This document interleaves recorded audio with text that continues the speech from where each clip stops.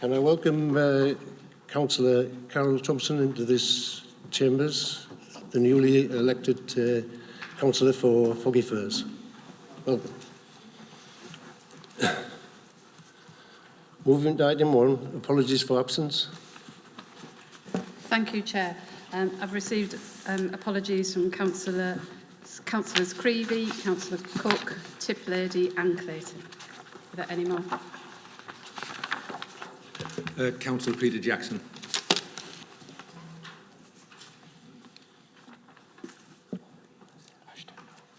One more. Okay. Councillor Ashton.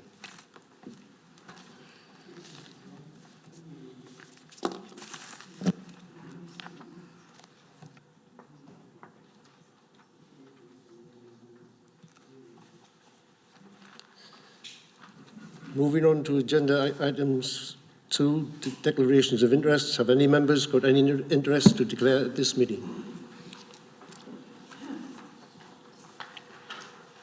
Councillor Cronny. Hi, Mayor. Yes, I declare an interest on Section 8. Thank you.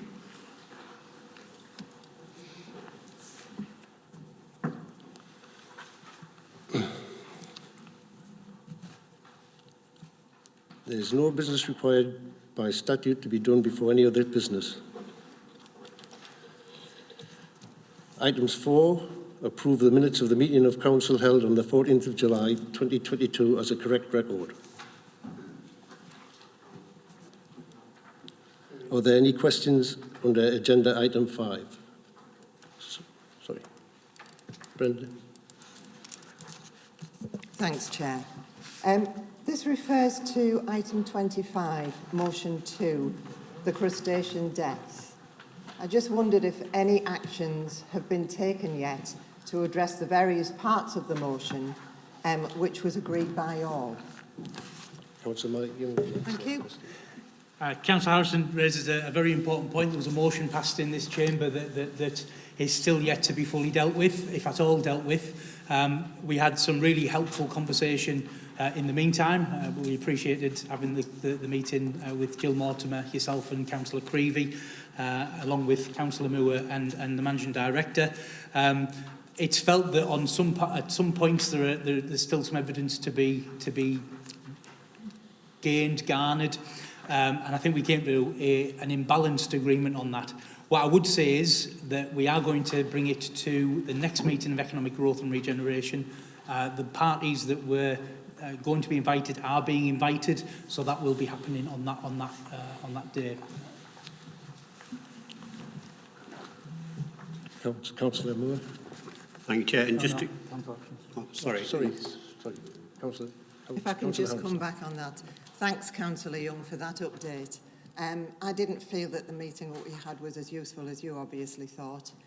I felt that our MP was trying to just stop things. So I'm very pleased to hear that that meeting is now going ahead with the various parties that will be, obviously interested in what's going on. And I do believe, just today, I read that there is very good evidence to show what is causing this. So I think that we need to take all that into account as well. Thank you. Yeah, I would just have to defend the MP in the sense that a lot of evidence has already been prepared, a report is being put together, and the office of the MP is working hard on this issue. So while she didn't think it was helpful, there was definitely no desire to stall, other than to say that she would like to bring that evidence before the public in her own way, and along with suggestions that we were making as well. So I appreciate that you got tense at moments, but we did resolve to at least wait until we had further evidence. Councillor Brush, did you want to speak? Councillor Moore. Thanks, Chair. Just to clarify, as is it the third point on there? I have written on behalf of the Council to the Minister of State for DEFRA, so that part of the motion has been fulfilled. Councillor Brush. Thanks, Chair. And can I seek some clarity? I understand that an offer was made by Redcar Council to do some joint work as an overview and scrutiny, but we're the only local authority, at the time that I heard this, it may have changed, but we're the only local authority to have turned down formally the chance to work with one of our Tees Valley authorities on overview and scrutiny with regard to this issue. Can I ask, is that true? Why, and under what authority was, and by whom was that rejected? Mr Mayor, sorry, if I can take that. I understand that we're not the only authority to have said no to joining the joint scrutiny. I understand Darlington have also done the same, and that Stockton are considering it still. The request came through and was discussed with the leader and the managing director, as well as the statutory scrutiny manager. And it was agreed that because of our scrutiny arrangements and the fact that we already had our own motion that focused on the economic issues, that we shouldn't join with the joint scrutiny committee across the Tees Valley. Councillor Brash. Thanks. Can I just ask for some clarity under what committee overview and scrutiny falls in the council? It falls under Audit and Governance Committee, but only statutory scrutiny. Yeah. So can I ask why the chair of Audit and Governance wasn't consulted about rejection? Sorry, I should have mentioned the chair was also consulted. And all were in agreement to reject it. Yeah. Can I just express a little bit of dismay at the idea that a Tees Valley partner asked to work with us to investigate something that is affecting, you know, there are no borders out at sea between local authorities. It's clearly something that affects us all equally. Why, just a bit of dismay is that we've turned down the opportunity to work jointly with a Tees Valley authority. Why would we want to work in isolation? If nothing else, it's actually a more efficient way of working, which, as we'll find out later, is not the worst idea in the world as a local authority. I'm really dismayed that we have chosen to reject an offer from a fellow authority to work on an issue that some people really, really care about. That seems utterly bizarre to me, and I would suggest that in future, if suggestions come forward like this, maybe a wider consultation of elected members would be beneficial.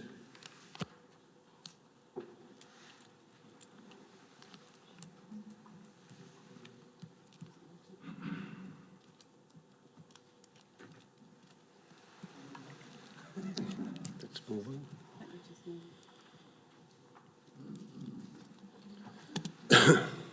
There are no items on the agenda number 6 or 7. So moving into the item 8 is the report of the Audit and Governance Committee presented by the Vice Chair of the Committee, Councillor Smith. Councillor Cranny, that.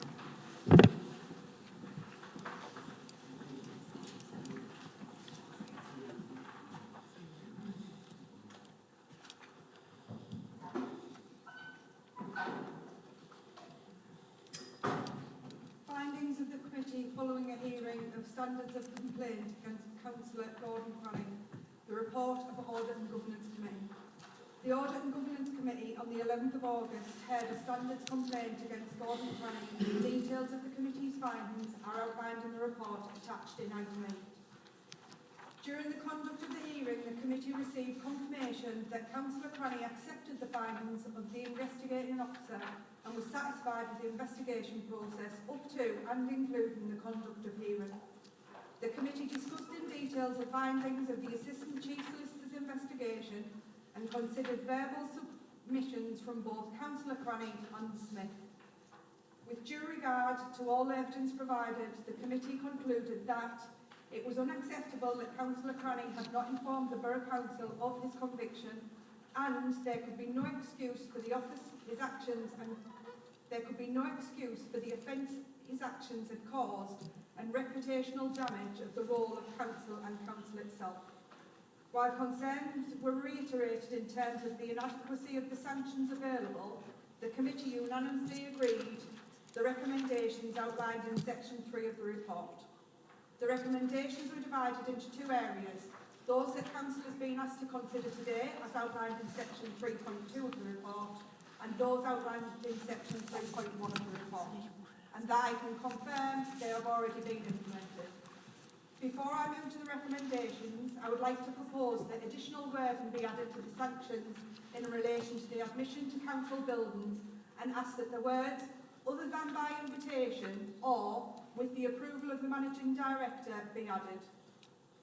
I ask the Council note the Audit and Governance Committee's report and approve the Committee's recommendations that Councillor Cranny can be formally censured for his conduct and bringing the authority into disrepute. The full Council lobby government and write to the Hartlepool Member of Parliament to request that legislation be amended to enable councils to dismiss the councillor where they have been convicted of offence and following violence against another person. Full Council resolves that elected members be required to inform the monitoring officer should they be convicted of any criminal offence involving violence against another person.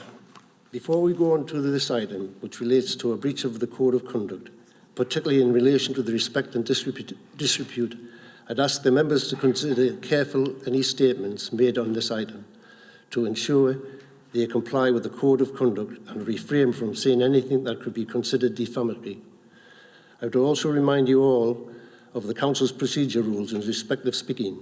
Once during debate and the length of speeches, the mover of the motion or an amendment has 5 minutes, and any other speeches must not exceed 3 minutes. Councillor Young. Thank you, Chair. I just want to move straight to the vote on 3.1 and 3.2. Can I get a seconder?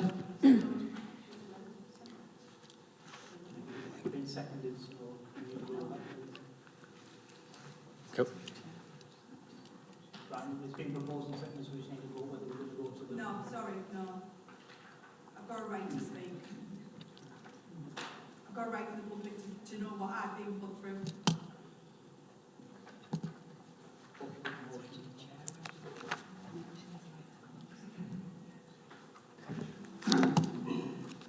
Chair, Mr Mayor, it's a matter for you whether to go to a vote. It's your discretion. I think in the Constitution the wording is that if you consider that there's been sufficient debate.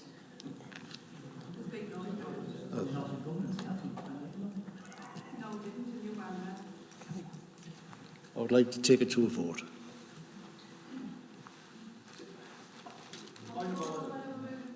Point of order.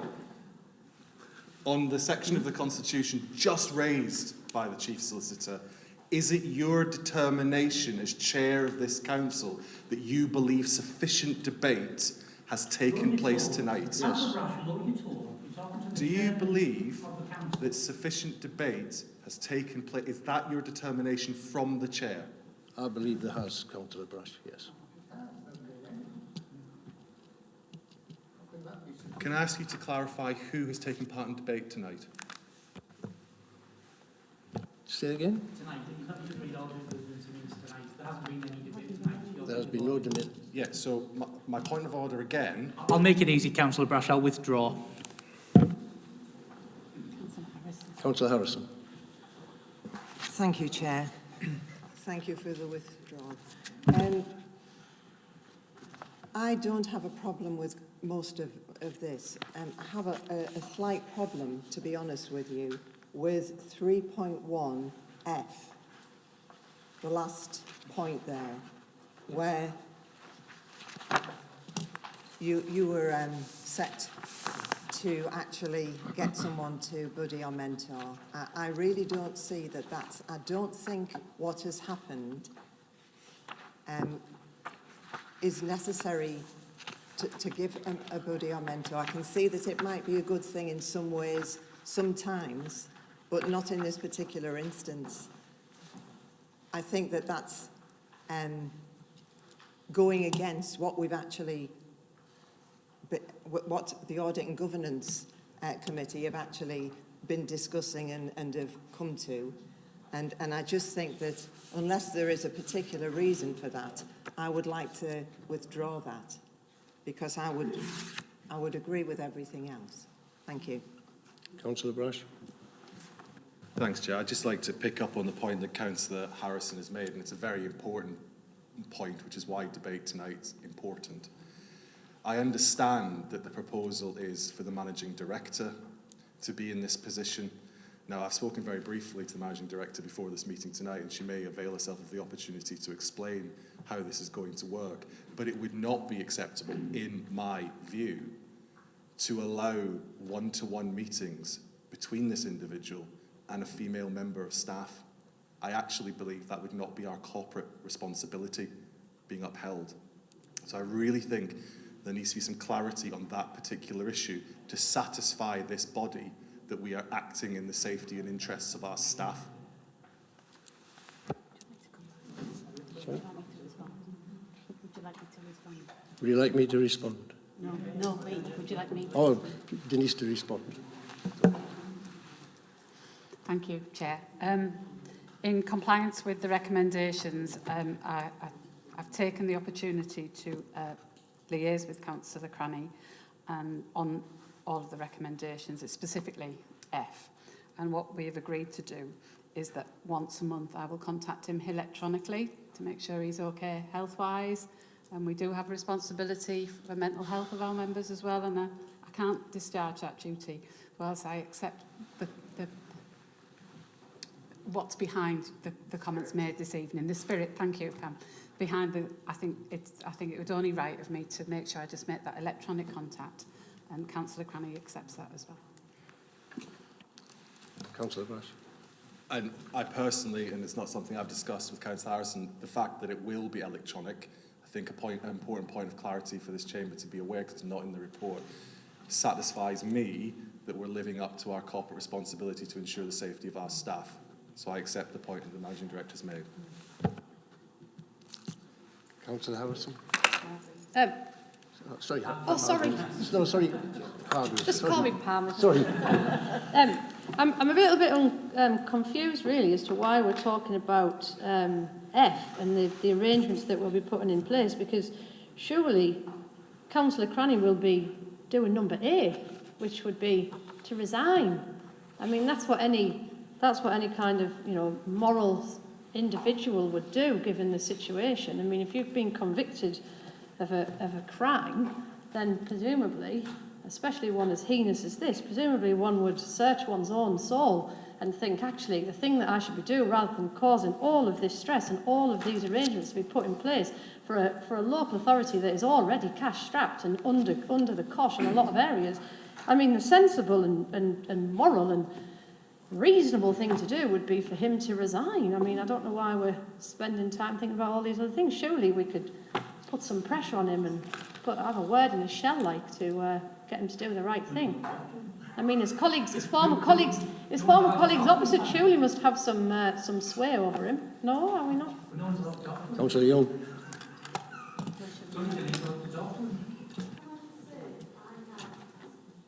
Can you go through the chair? I have asked him to resign, and he's refused point blank. He's written, I believe, in last night's paper he's not going to resign. I don't see the point to keep asking him to resign, because he's not going to. He's stubborn, and he won't resign. And I would like to put it on record that I've asked him, Councillor Young's asked him, and I believe our President's asked him. We're taking this seriously as well. We're not just trying to brush this under the carpet. It is serious, and we're doing our bit. Thank you. Councillor Smith. I've got a statement that I would like to read out. It is under 5 Sorry, minutes. Councillor You can tell me if you want Councillor to. Smith, because you moved the report, if you want to come in at the end, I think Councillor Brash had his hand up. Oh, sorry, Councillor Brash. I do apologise. It's no problem. And actually, I just first of all want to say thank you to Councillor Faulkner and others who've taken the effort to ask him to do exactly what Councillor Hargreaves was talking about. I think Can I just mention something, Councillor Brash? I was one of them as well. And then I pay tribute to you as well, Chair. The one other thing that I think is really important to reflect on is that the report, indeed the mover of the report, cited this fact that Councillor Cranny has accepted everything in this report, and I dare say he may have done at the time, but I'm afraid, and it's been brought to my attention, and indeed the Chief Solicitor's attention, that does not anymore seem to be the case as far as his social media goes. And I know that a large chunk of this report is about the unacceptable social media behaviour and the conduct that he continues to do online. And I know, I mean, he talks about me, he accuses me of personal attacks. It's not personal, I genuinely don't care about him. However, it is bringing the council into disrepute continuously. I know he's had pot shots at the leader of the council. I know he's had pot shots at other members opposite, so it's not a party political thing. And he yesterday in fact, denied publicly that these sanctions had anything to do with his criminal conviction. Now, I really believe that I know we are so limited in what we can do, but we have to have a watching brief on this, because in the chamber, in the civic centre out there, he's still today, tomorrow, the next day, bringing this council into disrepute. And I think that we have to continue, and I hope people will report as and when they see it, because the situation is very grave, very grave.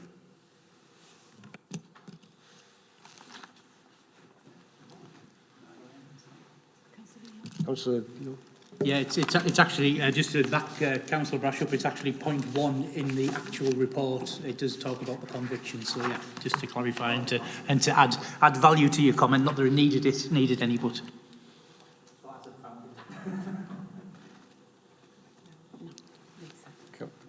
Councillor Smith. Thank you. I'd just like to take this opportunity to read out the statement.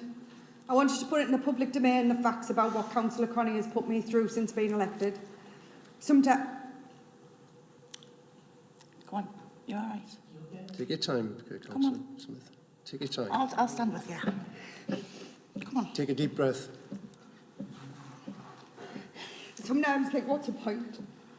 Because when you speak out about him, he turns around and plays the victim, or blames his past or others about the way he behaves.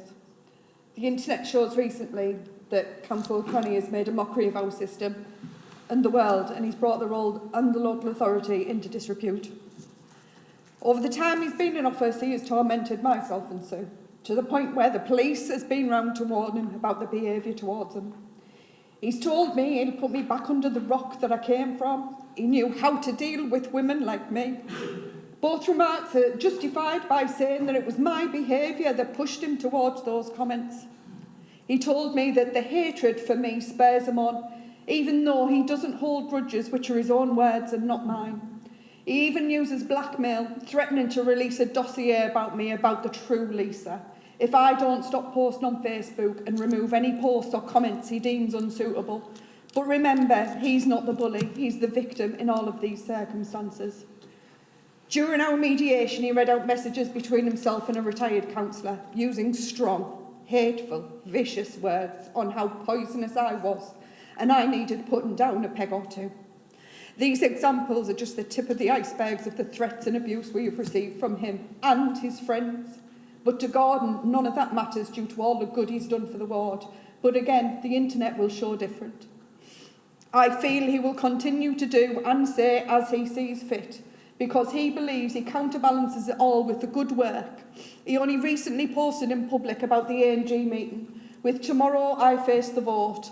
As long as it will not reduce my ability to aid my constituents, I will be okay. With some of the comments from his followers stating how corrupt the council is, again, not showing the council in good light and lowering the public's confidence in the council and its procedures. Previous to his election, I was very active on social media. I promoted the work of the council, myself, Sue Little, using it for positive, defending my actions as a councillor and spreading the news of the ward.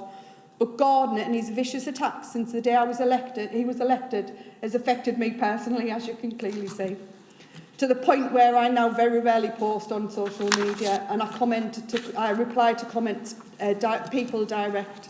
I have small anxiety attacks when I actually see his name on emails and messages due to the mental abuse that he's actually put me through since being elected.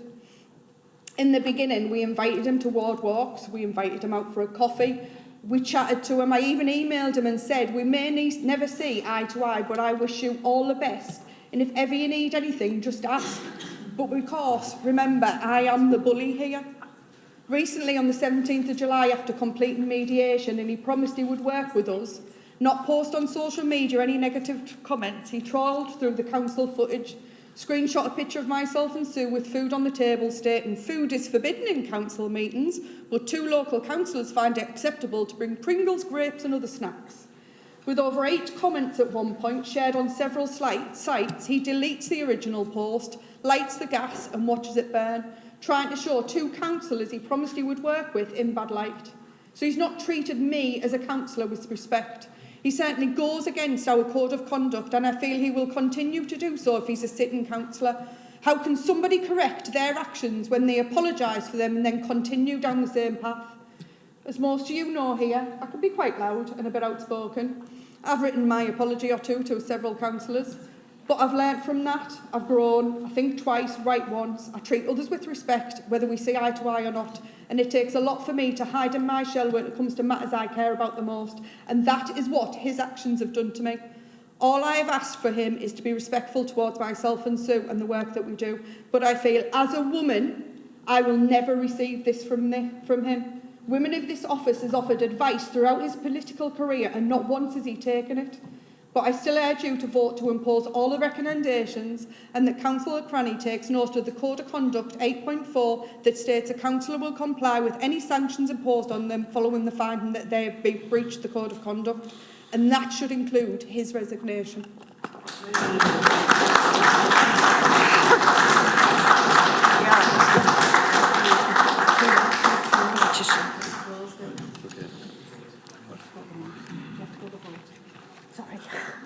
Can we go to the vote?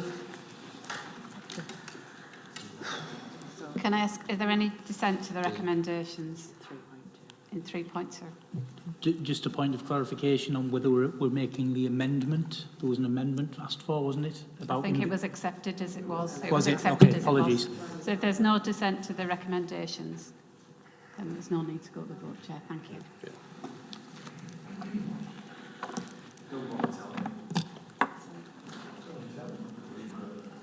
Unfortunately, have to be.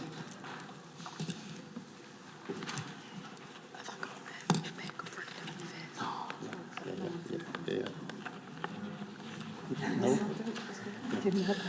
There are no items at 9 or 10 or moving into agenda item 11, which is to be presented by the Chair of the Finance and Policy Committee.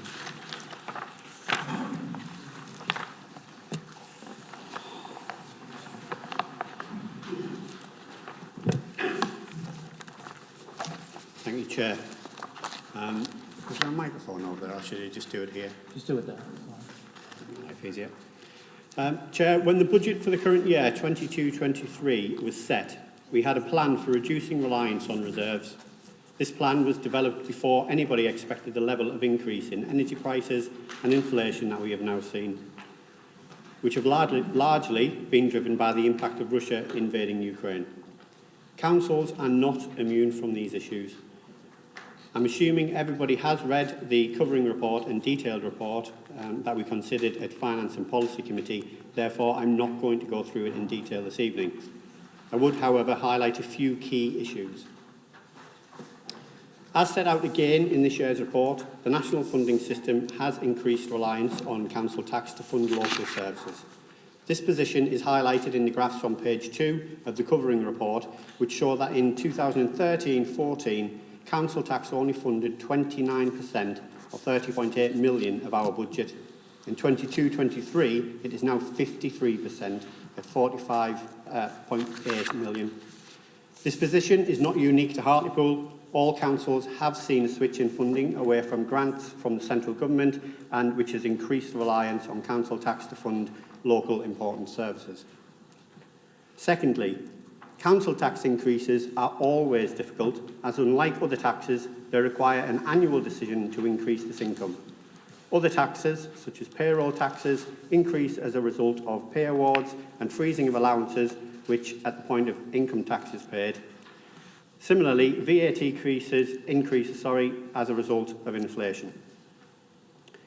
As the report highlights, the National Pay Award will cost the Council £4 million. The Treasury will gain £1.2 million from the payroll taxes on that additional amount. Thirdly, the detailed report to Finance and Policy Committee sets out the significant impact of inflation and the National Pay Awards on the budget deficit. Most of this impact is in 22-23, as the forecast deficit for this year is approximately 8.6 million.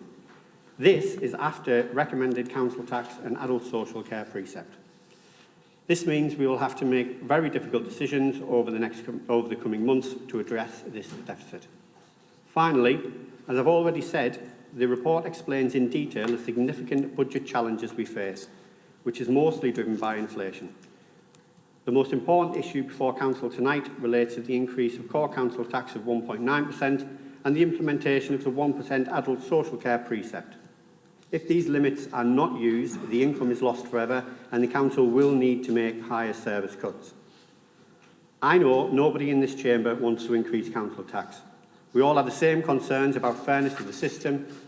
However, as the funding system is based on us increasing council tax and the precept, if we don't approve the proposals referred from Finance and Policy Committee, we will not get any sympathy from government in relation to our funding.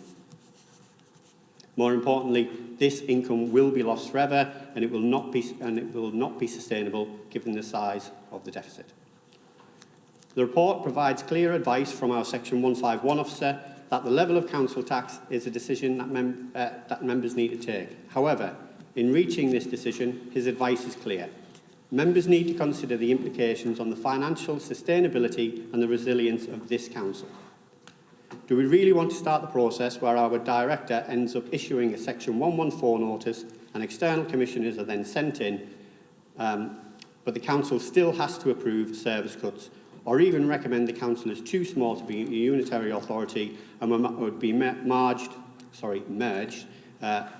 with the likes of Stockton or further as part of a larger council? Our residents wouldn't get it, would still pay high council tax. We'd have less of a voice in setting that council tax. And as we see, people already pay much more than we do in larger council areas such as Newcastle, Durham, Northumberland and Gateshead. We'd be back to where we were as part of Cleveland County Council, where we're not in control of our own destiny and we're not in control of our own town. I therefore hope that everyone will support the recommendations as referred from Finance and Policy and detailed in Section 4. Take any questions, Chair. Councillor Brash. Thanks, Chair. And before I start, I would absolutely associate myself in the spirit of unity across this chamber by saying I get that nobody wants to raise council tax. Okay, I'm happy to concede that, absolutely. But some of the issues and some of the comments from the Leader of the Council are fascinating to me. He talks about no longer being in control. We're not in control now. Read this report. We're not in control over our finances. We don't have, we were told just yesterday, in fact, dear old Conservative Facebook said, we're one council tax increase away from bankruptcy. That's not in control of anything. And so I really think we have to sort of reflect on the idea that we are in control at all. Let's look at some of the facts. We live in the most bizarre and unprecedented times. In the last week alone, on top of the cost of living crisis, we've seen mortgage rates under threat.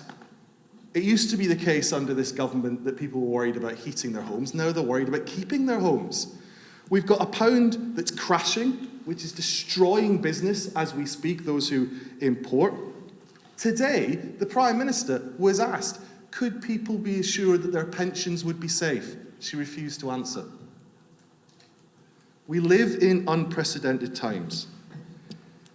But what was the solution from national government? Billions in tax cuts for the rich. I did a little bit of maths before I came out tonight. You take the tax cut package announced last Friday and reverse it, and you could afford to give every single local authority in England £133 million. Politics is a choice. It's being made nationally, and it's being made to hurt people in Hartlepool, piling on more pain. How much pain do we have? The report before us tonight is one of the most damning indictments of a national party I've ever read in my entire life. 15 million taken out of the pockets of Hartlepool people every single year. 25 million taken from Hartlepool in government funding reductions every single year over the last decade. It is a national scandal. But here's the thing. I know the argument for setting the council tax tonight is to give the opportunity for the Chief Finance Officer to know that that's there to plan. But he already knows he's got it. The votes are there. The control of this council is not under any dispute. You approve the council tax tonight, you approve it in December, you approve it in February. He knows the whole time he's getting the council tax increase. So I've got a proposal tonight. Let's pause this decision. Because it's about time, with a Conservative council, a Conservative MP, a Conservative mayor and a Conservative government, that the Conservatives actually did something to address this issue. I've got a letter tonight, it's signed by every single member of the Labour group, I'm wrapping up, that simply asks a very simple thing. It asks our Member of Parliament to meet us as a team, the whole council together, to work out a strategy to lobby government ministers to make our case. Our people are suffering. We owe them a duty to try. We do not need to pass this council tax increase tonight. It changes nothing about the planning, and we could take the opportunity to at least make the case of the devastation this Conservative Party is doing to our town right now. I'll ask you, vote to defer this decision tonight, sign this letter. I'll have it here at the end for anyone who wants to sign it. We'll send it first thing tomorrow morning. I'll walk down to Scarborough Street tonight and put it through our door if I have to. Councillor Brush. And I'll wind Councillor up. Brush, We have a duty to try. Councillor Brush. Thank you, Chair. Can I second that motion, please? Councillor Moore. Thank you, Chair. I did initially ask if there were any questions first. Will you sign it? Happy to respond. Pardon? Will you try? Well, I guess the annoying thing there is that supposes that we don't already bloody try, and we certainly do. We do every single year. You've sat there and heard how we try. You've been engaged in the process when we try. And the reality of this situation is I'm in a very fortunate position. I can keep out of national politics, and I try to because I just can't be bothered with it anymore. But the reality, and there's a lot Councillor Brash just said that I can't disagree with. But where I do disagree with you, Jonathan, is that we can't. Oh, sorry. Where I do disagree with you is the fact that it is my job to make sure that this council does everything possible to make sure we are still delivering services and providing jobs for local people in Hartlepool. We can kick the can down the road and we can wait another couple of months, you're right, but that doesn't give the certainty, not only to officers as they set out a budget moving forward, it doesn't give certainty for councillors as we're preparing a budget moving forward to December, and it doesn't give foreknotice to the people of Hartlepool who may need to budget moving forward. What you're doing is potentially springing something on them at the last moment. So I will not support that. I will not Point of support personal that. information. Personal information, please do. Again, the Leader of the Council has misconstrued something that I have said. Nobody is arguing to spring a council tax increase as if from the ether on the people of Hartlepool at the last possible minute. You are filling people with false hope. You and I both know that the Conservative government will not give us any more money. Stop lying to people and accept the fact that it's not going to happen. Councillor Moore. Sorry. An amazing statement from somebody propped up by the Conservative Party. The Conservative Party will not give, get it in the minutes, more money to Hartlepool. Get that in the minutes. And by the way, saying that national politics has got nothing to do with you when you're the leader of a council is a dereliction of duty. They are funding this council, Point of personal underfunding this clarification. council. I didn't say that it has nothing to do with me. I said I can keep out of it. Thankfully, Well, you on a shouldn't. personal You note, should be in it. I can keep out of it because I can't be bothered with people like you. Please. You should be in this. What could possibly be the harm? What could be the harm? Everybody knows this council tax can be passed any single day of the week Any day between now and next April. They can pass it in December, November, January, whenever they want. The certainty is there. What could be the harm in trying? How many meetings has been held with the Department of Local Government Ministers? Keep your voice down. Keep your voice down. How many meetings? Keep your voice There down, are people please. in this town who do not know where meals are coming from. They do not know how to heat their homes. Children, there's 40% of our children in poverty in this town. The idea Jonathan, that we should not try Councillor Brash, can you please... is ridiculous. I know the Leader of the Council thinks this is politics. It's not, it's people. Please. Chair, just to assist, we do have a motion presented from Councillor Brash, seconded by Councillor Harrison, which we need to vote on before we continue, and there are further hands up, just to assist. So, if it's okay with you, Chair, are you happy for me to... Yes. So this is a vote on the motion that's just been laid on the floor of Council to pause the decision. Councillor Allen? For. Councillor Boddy? For. Councillor Brash? For. Councillor Brown? Against. Councillor Buchan? Against. Councillor Cassidy? Councillor Cowie? Against. Councillor... Mr Caton's not here. Councillor Cranny? Against. Councillor Faulkner? Against. Councillor Feeney? For. Councillor Groves? Against. Councillor Hall? For. Councillor Hargreaves? For. Councillor Harrison? For. Councillor Howson? For. Councillor Leedham? Against. Councillor Lindridge? Against. Councillor Little? Councillor Lyons? Against.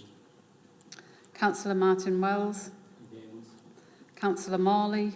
For. Councillor Moore? Against. Councillor David Nicholson? Against. Councillor Veronica Nicholson? Against. Councillor Reeve? Against. Councillor Smith? For. Councillor Thompson? For. Councillor Young? Against.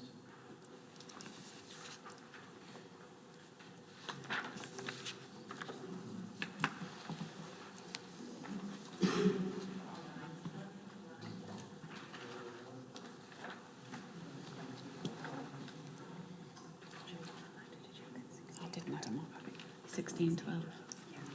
That motion isn't carried by 1612. What? So we now move to the main motion.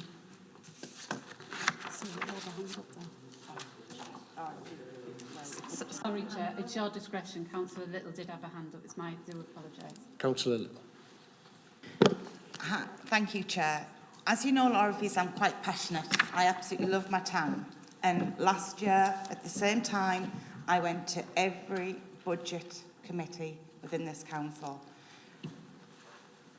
Today, we had wonderful reports at Adult Services, and listening to what happened to F&P yesterday, I'm asking for every chair of adults, children's, neighbourhoods and finance and policy to write to our MP to ask her to come to our committees when we have to make those awful decisions if we have to cut anything. That is the only true, when you've said, no, you can't cut that, you can't cut that. So I would like all those heads of service to write to our MP to demand her, because she works for us at the end of the day, to come into our committee rooms and to listen to that budget. What's going to happen? Go through every single committee within this local authority. That's fine. I agree. Councillor Harrison. Sorry, Chair, I need to respond to that. Sorry. I do need to come back. Sorry. So, as head of paid service, Sue, I can't allow that. As you know, as members, you cannot instruct officers to do something like that. You can instruct myself in conjunction with the leader of the council, but not junior officers. Not even... Not if it came from the head of, the chair of the service. Sorry, I thought you said head of service. No, they're chairs. They're managers. The chairs. You mean policy chairs? Yes. So that can be done. If the floor agrees. Well, somebody second me then. I'll second that. Chair, we now need to vote on that motion. No, I haven't hand up. No, because the motion's been laid, we Oh, need to that vote one. on that, Oh. and then we'll come back to it. So this is for our policy committee chairs to sign a letter to the MP to work with the council to... No. To come to committee. To come to each committee. Each committee when we have to decide the budget for that committee. So, right, okay. Is everyone clear on that? So it's to invite the MP to attend all of the budget committees across the council. Okay. Is there any dissent to that? So we don't have to go to the vote. Right. That's carried. Thank you. Thank you, Chair. I just did want to ask Councillor Moore a question. Just during his presentation of the medium-term financial strategy, and I was there at F&P on Monday, or whenever it was, Tuesday, Thursday, whatever day it is.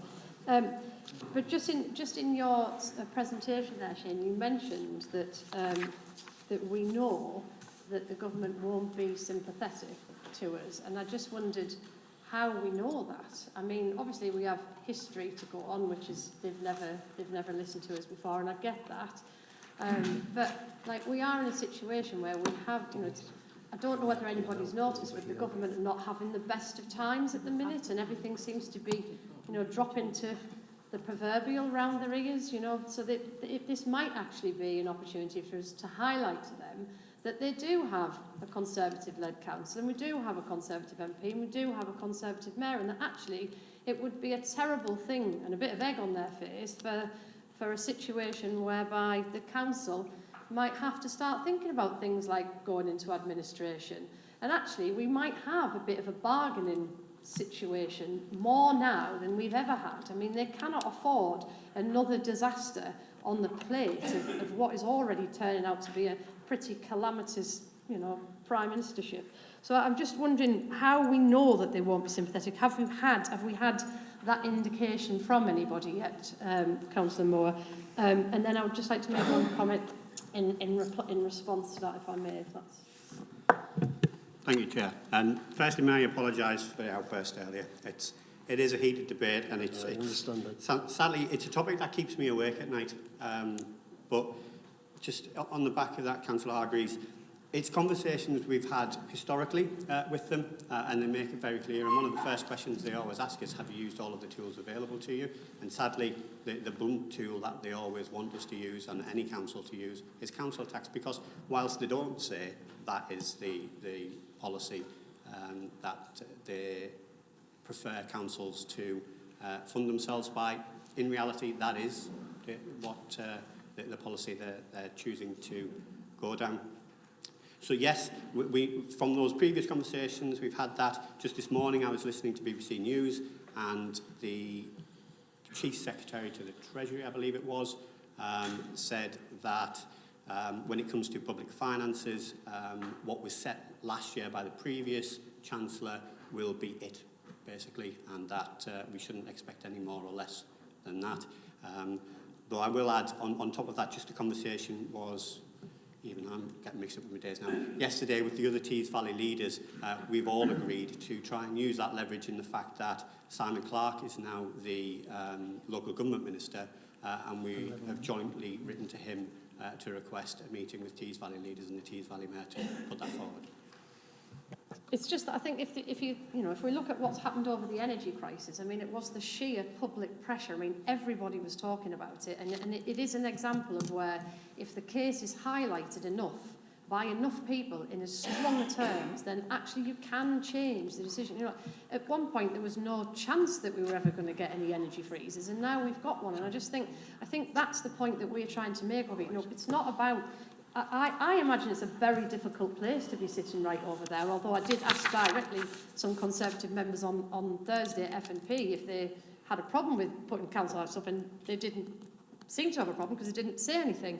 In fact, it was no wonder why, apart from Councillor Young, I do apologise, which is why I was quite well, it was no wonder that I was the breaking news on the Hartlepool Conservative page, because none of the other Conservative members actually said anything to go as breaking news. So, and I was misquoted, by the way, just for the purpose of the minutes.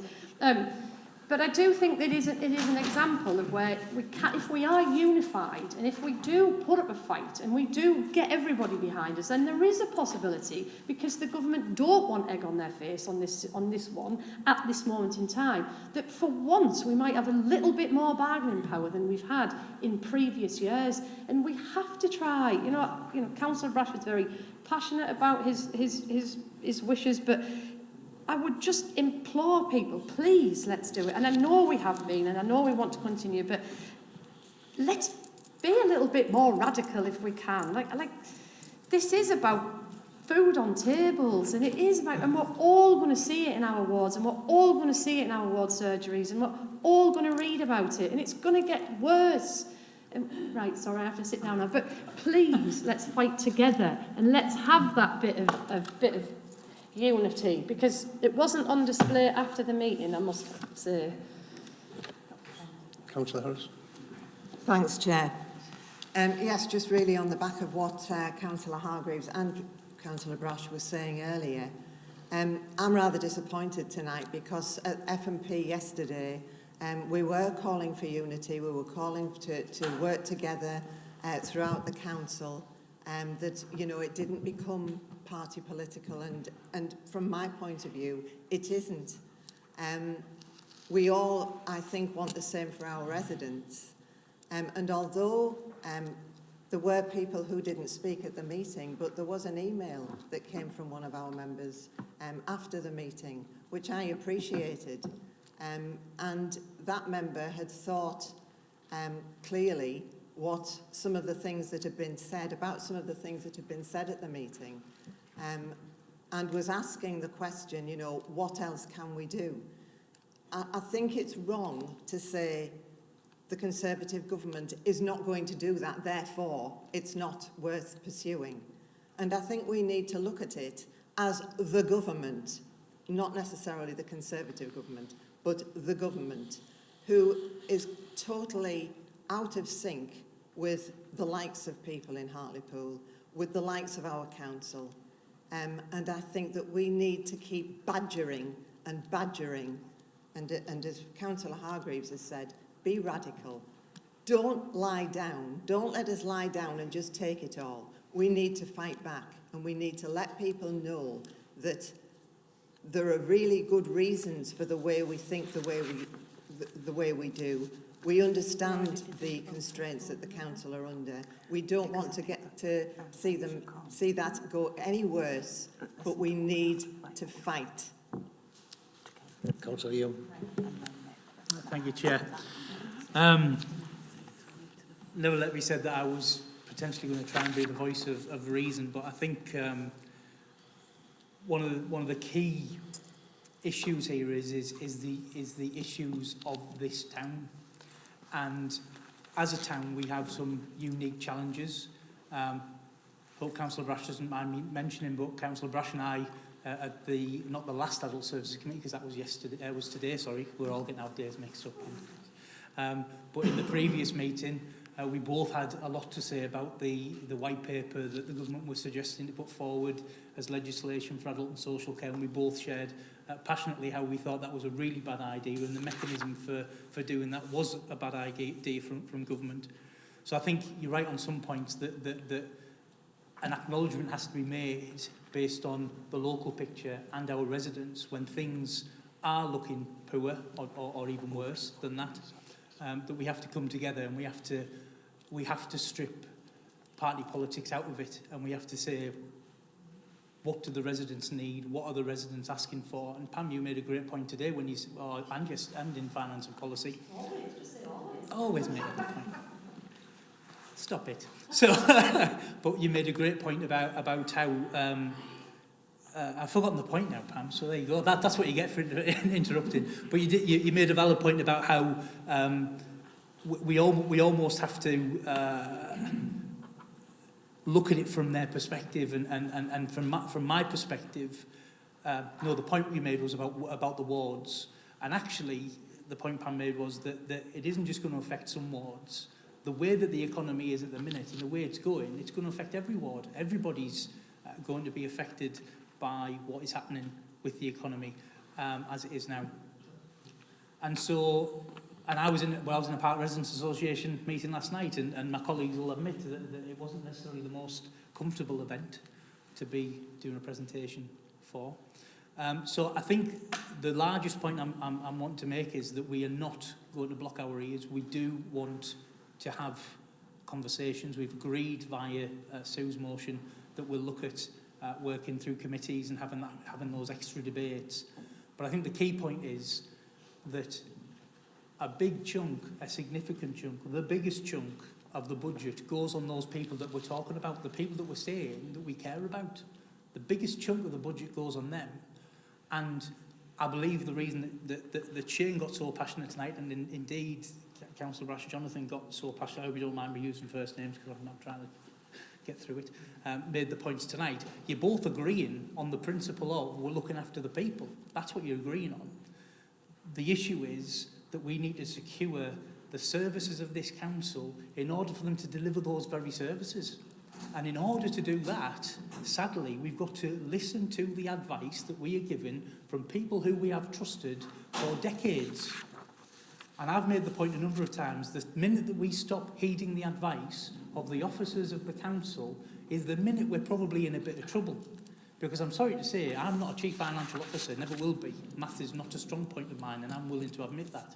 I understand the budget, but I've had to learn how to do that. But the bottom line is this: we need to come together. We need to secure the services to the most vulnerable people in this town. And sadly, the advice that we're getting is that is going to require an increase in council tax. Better for us to know about that now. And let's not forget, it's this side that said we need to prepare for a 3-year council tax rise, year on year for 3 years. We didn't give you any surprises. We told you that that was going to be happening. So this 1.9% plus the precept on social care is not a surprise to any of us, because we told you about it last year. We debated it last year.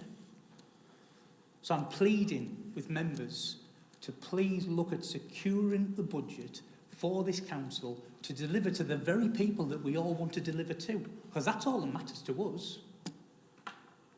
And let's not forget as well that lots of people who are vulnerable, who can't afford the council tax, get LCTS, they get local council tax support. And if we agree this tonight, if it's been agreed finance and policy, they will get that support. Pensioners will get that support as well, because that is part of it, unless somebody's going to throw something at me and say it's suddenly changed. I'm coming into land, don't worry. I've not been on the plane since 2019, so give me some grace. But the bottom line is that we have to be sensible. We are the ones who have to make the hard decisions, because that's what we're voted for to do. That's why we're here. So I agree with all the passion that's been shared tonight, but the bottom line is this: if we want to secure the services of this council, and we have a duty of care to the officers of this council, to the employees of this council, some of whom are on some of the poorest pays, and that's a disgrace in its own right. This budget is about protecting everybody, and that's our responsibility, and that's how we should go forward with this budget. I don't need a clap. It wasn't for that. Thank you, Chair. And thank you, Councillor Hargreaves, because you reminded me of the additional recommendations we made at Finance and Policy, which aren't part of the report tonight. So, as included, as well as the recommendations set out in 9.1, Chair, there were 3 additional recommendations that were made by the committee that, as Chair of the committee, I would, for probably the 4th time, write to a Member of Parliament and invite her to come to the next committee and to hear firsthand the issues we face and to listen to other members. We will set up an additional in-person members seminar solely to talk about budget-related issues, and so we can all put our heads together on that one. And thirdly, we would consider the offer from the joint trade unions and see what transformational work we may be able to do working with them. Can we go to the vote? Thank you, Chair. So, in light of the additional recommendations which were agreed fully unanimously at Finance and Policy Committee, go to the vote of the recommendation set out in the report presented to members this evening. Just on a point of clarification, you said that they weren't agreed unanimously, so we separated them out, if you remember. We did. The majority of them were, but the actual increase of council tax was what it is. Yeah, you're absolutely right. Would that be separated tonight? Yes. So the first three, because I haven't got the papers in front of me. So the recommendations are, so the first 4 points that you've got in front of you, because they were done in bulk. So that's the first motion this evening, just so we're all clear. So, Councillor Allen. Councillor Boddy. Councillor Brash. Councillor Brown. Councillor Buchan. Councillor Cassidy.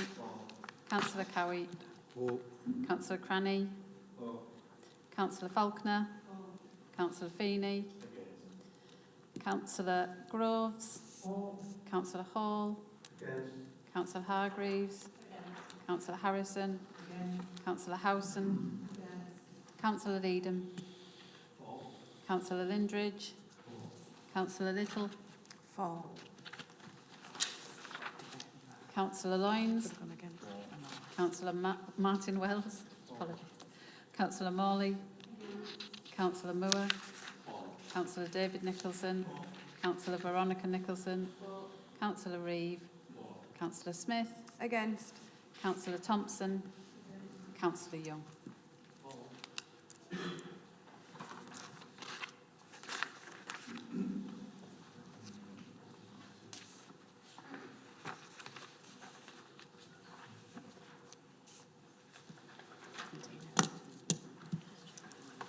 Chris has got the same.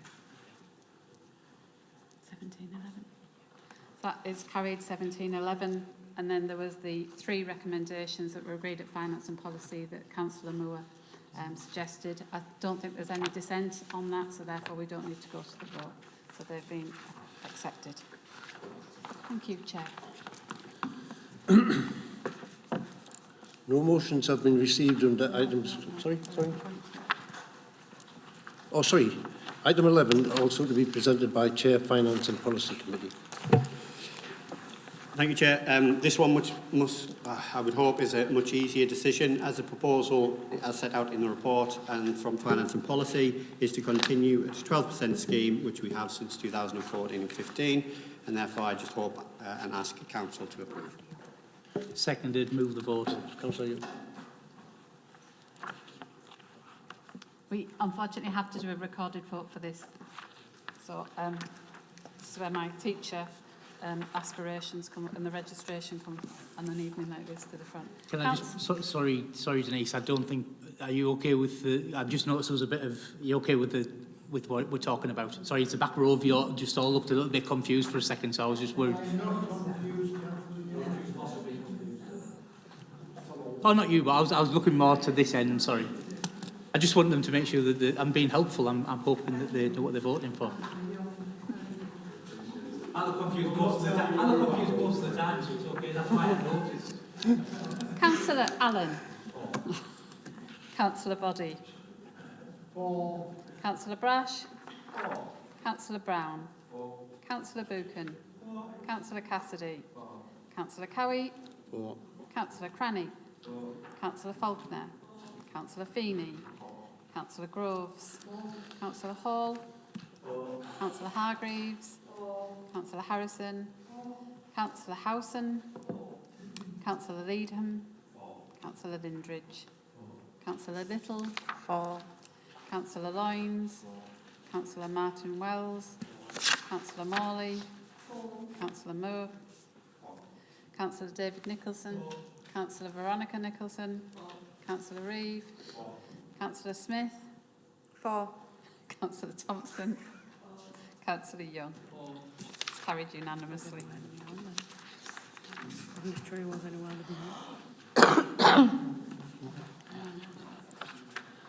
No motions have been received under items 12. For items 13, hand over to Denise McGuigan. Thank you, Chair. There are no special urgency decisions for Council to note.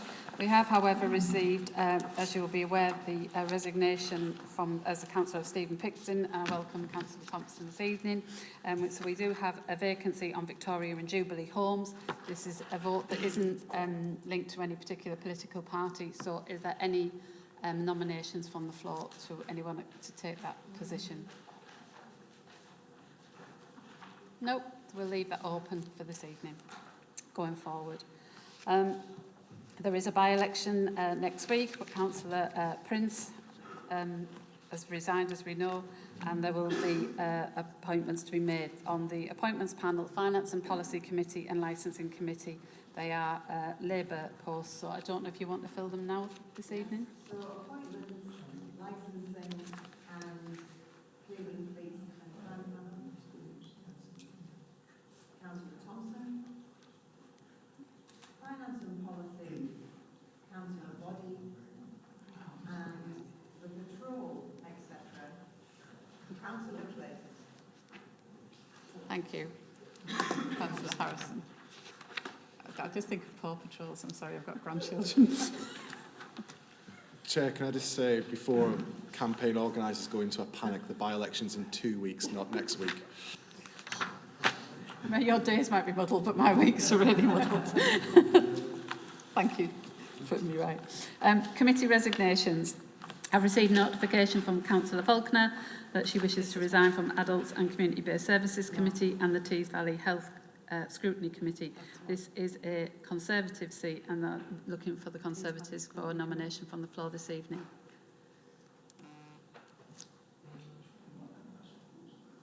Yeah, we have sent a message out to Councillor Fleming. I will just wait for him to respond to that. Okay, so keep it vacant. Well, okay. And also, due to the nature of their work, it is not possible for Councillor Leedon to attend the scheduled meetings for children's services, and therefore, is with regret, he's had to resign. I understand Councillor Cowie will be taking up that place on children's and also as Vice Chair. That's great. Thank you. Section 4 of the report. Sorry. Chair, just before the Managing Director moves on, there is also an outstanding vacancy for Tees Valley Combined Authority Overview and Scrutiny Panel for an independent member. So if there are any independent councillors who would like to take that seat up, let us know. I nominated Sue. She accepted. Did that?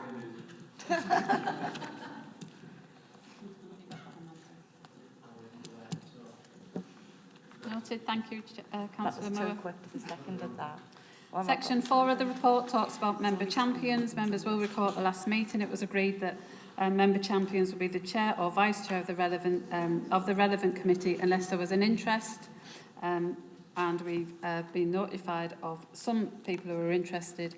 So have we got any on the floor for heritage champion? No, so that will automatically become the chair of Adult Services Committee. Mental health champion. That will automatically, oh, right, okay. If I may, Chair, this would ordinarily automatically fall to me as the Chair of Health and Wellbeing Board, but I would just, again, offer that out. If there is anybody who has a particular interest in mental health, that they may want to take this up. And it's not because I'm saying that I do not. I'm just being completely honest in saying that I don't think I can potentially do the role any justice with time commitments. Councillor Harrison. Thanks, Chair. Could I just go back and, what's the word? That's the one. Propose Councillor Brash as Heritage Champion, please. Okay, we would now need to go to the vote. No, unless the chair of Adult Services is prepared to give it up to Councillor Brash. No. So we go to a vote. Can we do a show of hands?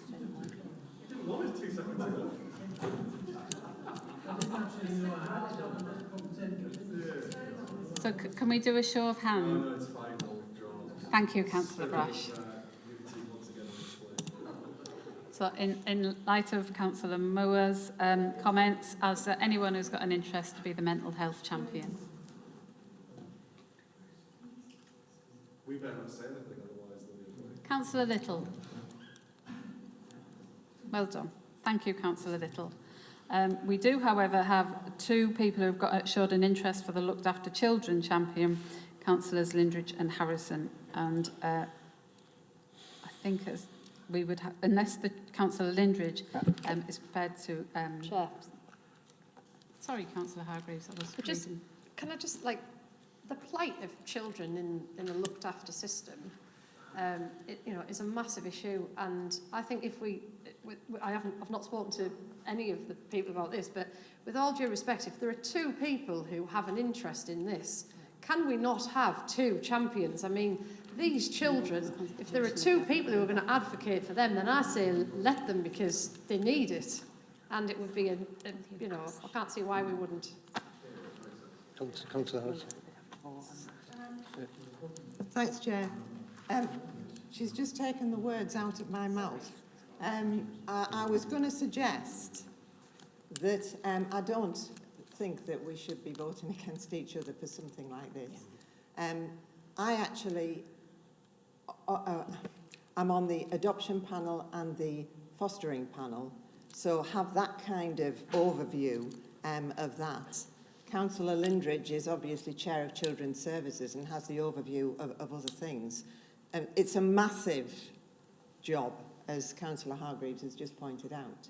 So I'm very happy to work in coordination with Councillor Lindridge, if that's all right with the Constitution and Councillor Lindridge.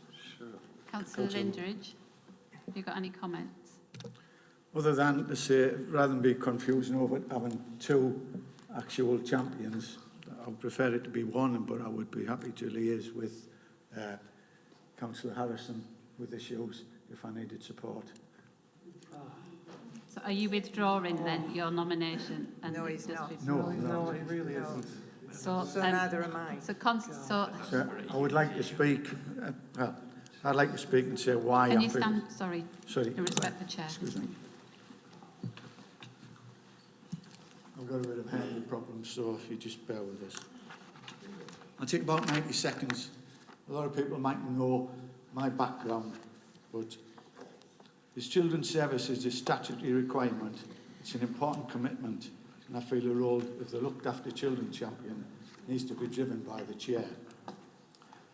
I'm on the corporate parent board, and I oversee the well-being of our young children. Having met our young people during corporate parent training sessions, we've developed a good relationship that's built on trust and mutual respect. I know I have their backing to speak to them, with them, and for them, and I will be the voice of the child. I'm regional lead for children's services, sharing good practices and learning from other local authorities. I meet them quite regularly. I'm part of the Hartlepool Education Partnership, looking at transition, inclusion and well-being. This focuses on the aspirations and the impact in the community. I'm also on the Children's Strategic Partnership. This is driving the Hartlepool Early Years Strategy, along with contributions from the voluntary and community sector. I'm a member of the Youth Justice Board, and this provides me with an holistic view of the needs of the town's young people. I've previously sat on the Foster and Adoption Family Placement Panel, and I understand the challenges. The above reasons encompass why I feel I'm best placed to champion the needs of these special young people. Thanks, Chair. Councillor Moore, I think you wanted to come in. I think Councillor Moore was... Yeah. May I ask a really boring technical question, possibly to Amanda? Does the Looked After Children's champion role take any specific seats on outside bodies or anything?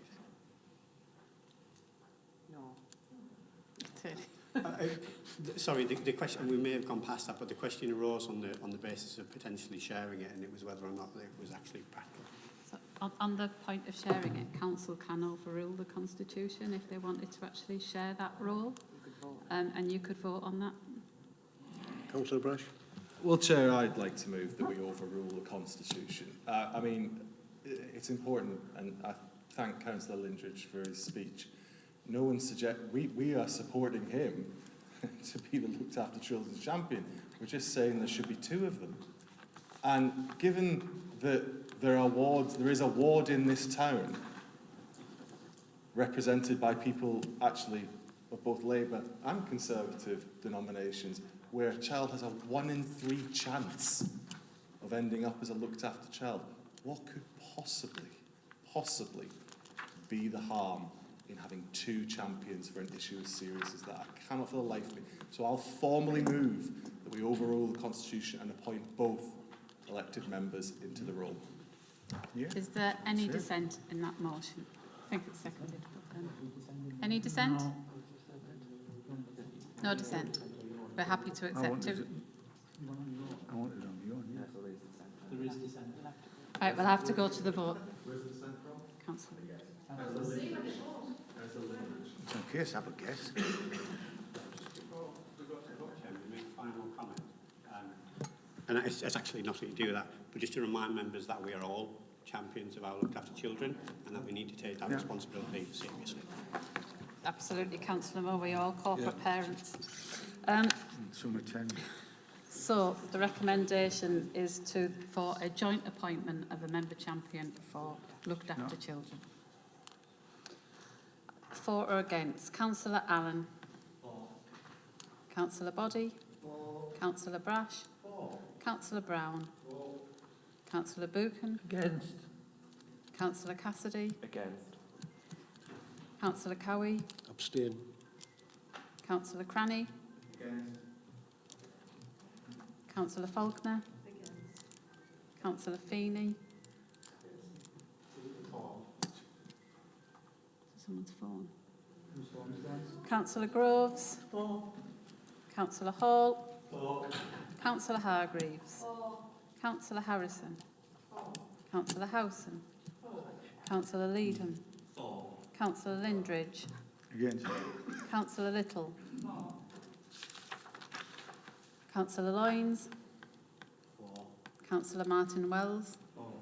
Councillor Morley. Councillor Moore. Councillor David Nicholson. Councillor Veronica Nicholson. Councillor Reeve. Councillor Smith. Councillor Thompson. Councillor Young. Against.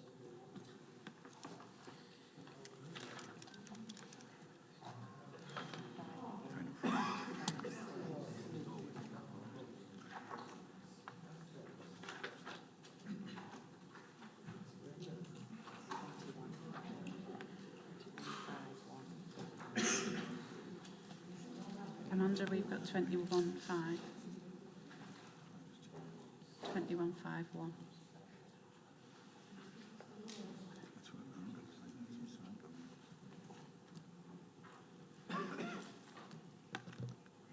21-5-1. Yeah, that motion is carried. We will have 2 looked after champions for looked after children. Moving on to section 5 of my report, the appointment of a local authority partner members to serve on the integrated care board. Membership is set out before you, and Councillor Moore has been nominated to be one of the partner members of the board. At the last council meeting, an elected member asked for clarification around the local plan. That was provided in advance of this meeting, but I was also asked to provide an update to all members as part of the minutes, so that is there for completeness. COVID update is as it is. Sorry, Councillor Moss, Body. Thank you, Chair. It was myself who asked for some clarification. I'm grateful for the letter or email that was dispatched by the Managing Director. I say with some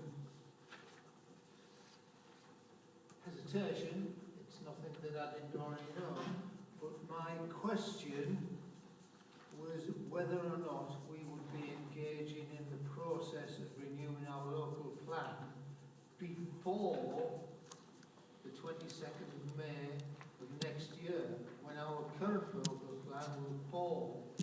And there's no specifics in the email or the letter that confirms that that will be the case.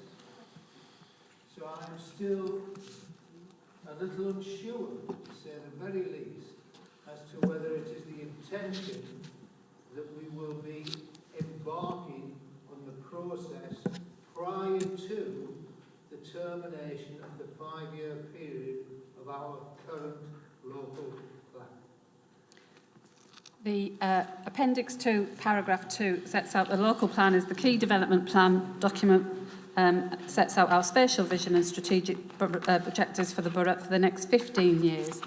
There are reviews that are taken, and it's in Section 4 of my Appendix 2, Paragraph 2, where the reviews are taken every 5 years. That is the legal requirement. The local plan will not fall, but the review will take place as it's a statutory requirement next year. So sorry, Chair. So the answer from the Managing Director, let me get this through my thick head, is yes, it will. I look forward. It's a statutory requirement. We have to review it every 5 years, and it's but not before. COVID update is as it is in Section 7 of the report. Those figures are there for the numbers are so low at the moment, thankfully. But members have asked me, I think it was Councillor Clayton, that I continue to provide updates. And there is cases of monkeypox in Hartlepool at the time of writing this report. But again, the numbers are so low, don't want a number because the individuals could be identified. I can go into Section 8, the Levelling Up Fund Round 2. I can confirm it's been accepted by government and we await the announcement in the autumn. I am really pleased on the town deal to actually advise that all 5 town deal projects have been submitted and approved and the funding is starting to come through. We received our first grant cheque on Friday of last week. Members are also aware of the Mayoral Development Corporation and things are moving at a pace. There was an announcement on Friday for it to be an investment zone and the details of which I'm trying to get to the bottom of. But we have arranged for a member seminar on the 10th of October where we'll have officers from the Combined Authority as well as the Council there. Councillor Young.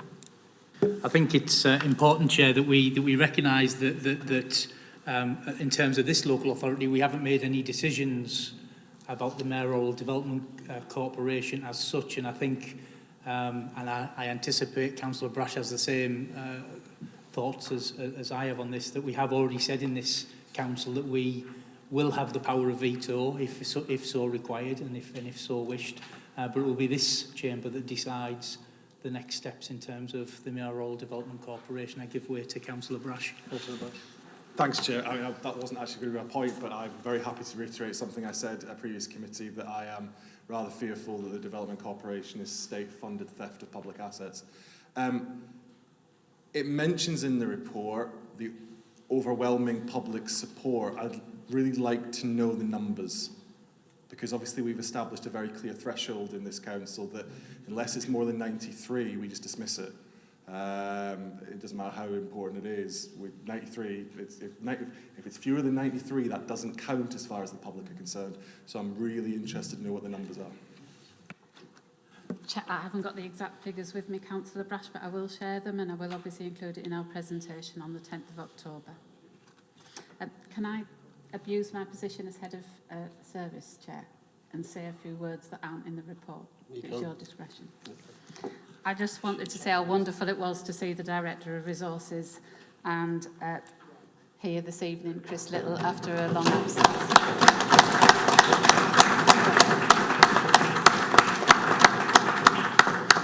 And tonight is Ed Turner's last council meeting, our Head of Communication and Marketing. In fact, after 8 years of service, tomorrow will be his last day.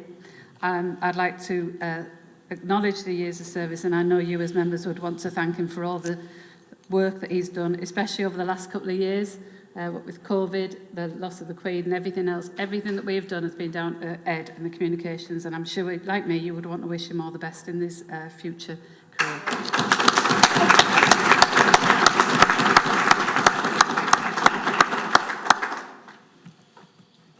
Thank you, Chair. No public questions have been received at agenda item 14. Are there any questions on agenda item 15? 15A.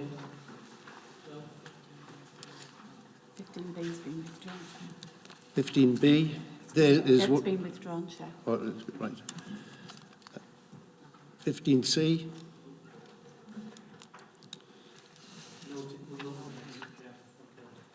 that concludes tonight's meeting.